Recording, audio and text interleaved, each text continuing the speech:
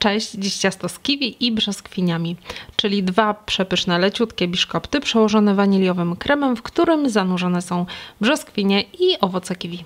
Zapraszam.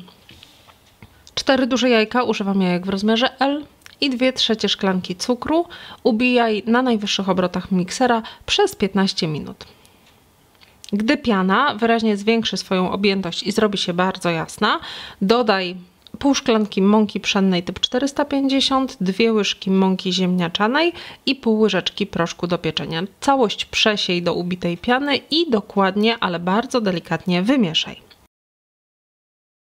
Gotowe ciasto przelej do blaszki 24 na 35 cm. Dno blaszki wyłożyłam wcześniej papierem do pieczenia, boków niczym nie smarowałam. Biszkopt wstaw od razu do piekarnika nagrzanego wcześniej do 160 stopni bez termoobiegu lub 150 z termoobiegiem i piecz przez mniej więcej 20 minut. Ja swój biszkopt piekłam na drugim poziomie od dołu. Po upieczeniu od razu wyjmij go z piekarnika i wystudź całkowicie. 5 dużych jajek i 2/3 szklanki cukru ubij tak jak poprzednio, 15 minut na najwyższych obrotach miksera. W międzyczasie 2/3 szklanki mąki pszennej typ 450, 1 łyżkę mąki ziemniaczanej, 1 pełną łyżkę kakao i pół łyżeczki proszku do pieczenia wymieszaj razem bardzo dokładnie. Kiedy piana będzie już ubita, zmniejsz obroty miksera i dodaj jeszcze 5 łyżek chłodnej wody, mieszając już tylko tyle, ile potrzeba, żeby woda wymieszała się z pianą. Następnie mikser odstaw na bok i przesiej po 2-3 łyżki suche składniki, mieszając za każdym razem bardzo delikatnie.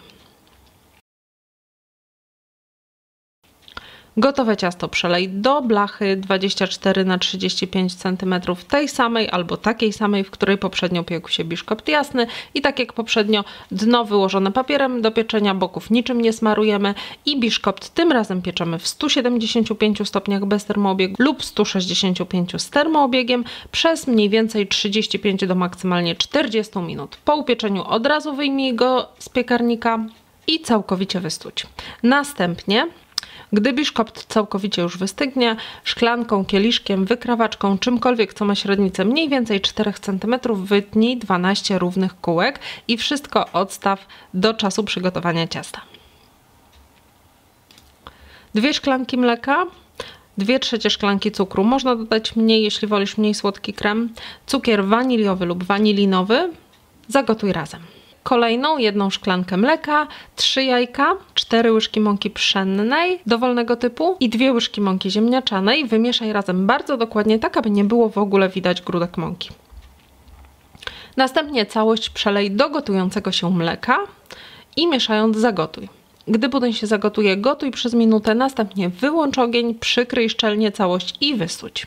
W międzyczasie 1 szklankę przygotowanej wody, 2 łyżeczki cukru i 3-4 łyżki soku z cytryny do smaku, wymieszaj razem i odstaw na czas przygotowania kremu. Do tego ponczu możesz również dodać nieco syropu z brzoskwiń, wówczas możesz ominąć cukier w zależności od tego, jak bardzo słodki jest sam syrop.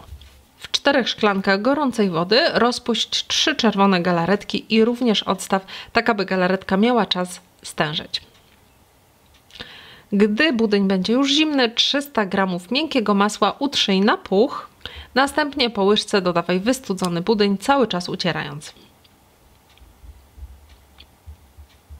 Na dnie blaszki bądź przygotowanej formy ułóż jasny biszkopt, nasącz go, następnie wyłóż mniej więcej 1/4 kremu, wyrównując całość. Na kremie ułóż krążki ciemnego biszkoptu. Krążki również nasącz przygotowanym wcześniej ponczem. Pomiędzy krążki włóż 5 sztuk pokrojonych na drobno kiwi. I całość przykryj warstwą kremu, tak aby wszystko się wyrównało i utworzyło jednolitą warstwę. Następnie na krem wyłóż to, co pozostało z ciemnego biszkoptu po wycięciu. W powstałych otworach umieść pokrojone brzoskwinie. Ja zużyłam tutaj niecałą puszkę brzoskwiń. Nasącz. I na to wszystko wyłóż cały pozostały krem, wyrównaj i ciasto na chwilę wstaw do lodówki, do momentu aż zacznie tężeć czerwona galaretka. Gdy tak się stanie, na wierzchu ciasta umieść około pół kilograma pokrojonych truskawek. Mogą to być truskawki świeże, mogą to być truskawki mrożone, mrożonych nie rozmrażaj. Mogą też być oczywiście dowolne inne owoce. i całość zalej tężejącą już galaretką. Ponieważ to ciasto ma dużo warstw i jest dosyć wysokie, najlepiej zostawić je w lodówce do schłodzenia na całą noc, a później już można kroić. Smacznego! A więcej przepisów, które zawsze Ci wyjdą, znajdziesz w książce Crème de la Crème. Do każdego przepisu masz film pokazujący jego wykonanie. Teraz w pakiecie książka plus zeszyty z nowymi przepisami, całość kupisz taniej. Twoją książkę możemy również zapakować na prezent. Kup na sklep.orchideli.com. Zapraszam.